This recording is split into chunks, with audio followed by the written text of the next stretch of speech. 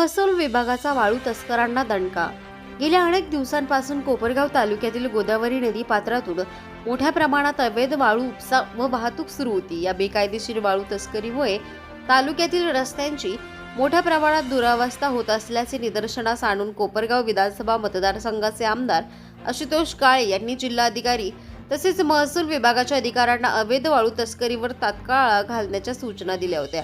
त्यानंतर महसूल विभागाने अवैध वाळू तस्करांविरोधात धडक कारवाई सुरू केली असून विविध ठिकाणी दंडात्मक नोटिसा बजावण्यात आल्या आहेत। काही ठिकाणी अवैधरित्या साठवलेली वाळू जप्त करण्यात आली असून फॉरेस्टच्या जमिनीतून चोरटी वाळू वाहतूक होत असल्याचे निदर्शनास आल्यानंतर त्या ठिकाणी चर खोदून वाहतूक रोखण्यात आली आहे। मागील काही दिवसात कोपरगाव महसूल विभागाने अवैध वाळू वाहतूक करणाऱ्या तब्बल 46 वाहनांवर दंडात्मक कारवाई केली आहे।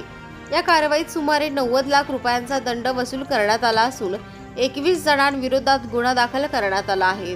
यासोबतच 15 प्रतिबंधात्मक कारवाया करण्यात आल्या असून अवैध गौण खनिज उत्खनन करणाऱ्यांना तब्बल 35 कोटी रुपयांच्या नोटिसा बजावण्यात आल्याची माहिती कोपरगावचे तहसीलदार महेश सावंत यांनी दिली। दरम्यान तालुक्यात ज्या ठिकाणी अवैध वाळू उपसा सुरू असल्याची माहिती मिळते त्या ठिकाणी महसूल विभागाची विशेष पथके तैनात करण्यात आली असून तात्काळ कारवाई केली जात असल्याचेही तहसीलदार सावंत यांनी स्पष्ट केले आहे। दरम्यान महसूल विभागाच्या या कारवायांमुळे अवैध वाळू उपसा करणाऱ्या वाळू तस्करांचे चांगलेच धाबे दणाणले असून वाळू तस्करांच्या हायदोसामुळे त्रस्त असणाऱ्या नागरिकांना सध्या तरी दिलासा मिळाला आहे।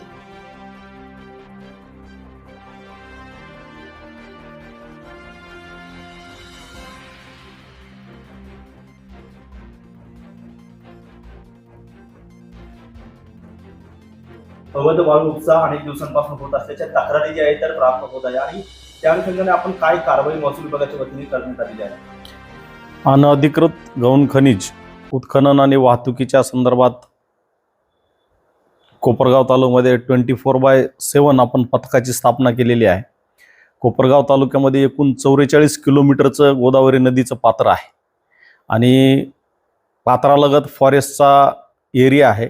त्या एरियामधून चोरी करणारे फरांड्याच्या माध्यमातून किंवा ट्रॅक्टरच्या माध्यमातून चोरी करण्याचा प्रयत्न करतात।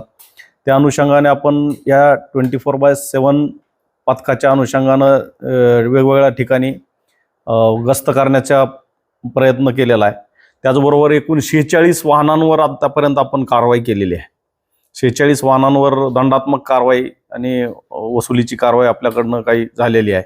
त्यानंतर जवळपास 90.23 लाख रुपयाचा दंड आपण या वाहनांवर आकारलेला आहे आणि 21 FIR देखील दाखल केलेले आहेत।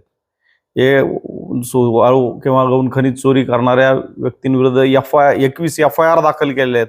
15 प्रतिबंधात्मक केसेस केलेल्या आहेत। त्यानंतर जिथं शेती क्षेत्रातून विना परवानगी उत्खनन केलेलं आहे अशा एरियामध्ये विशेषतः वेस सोयगाव तिथं जवळपास 35 कोटी रुपयाचे गौण खनिज उत्खनन केल्याच्या दंडाच्या नोटिसा देऊन आपण 7/12ला पण त्याचे बोजे घेतलेले आहेत आणि 19 वाहनांचे आपल्याकडे जे पैसेच भरत नव्हते अद्यापपर्यंत त्यातले जे कोर्टाचे किंवा बाकीचे सोडून 15 वाहनांचा लिलाव करून जप्त केलेले 15 वाहनं लिलावात देखील विकलेले आहेत।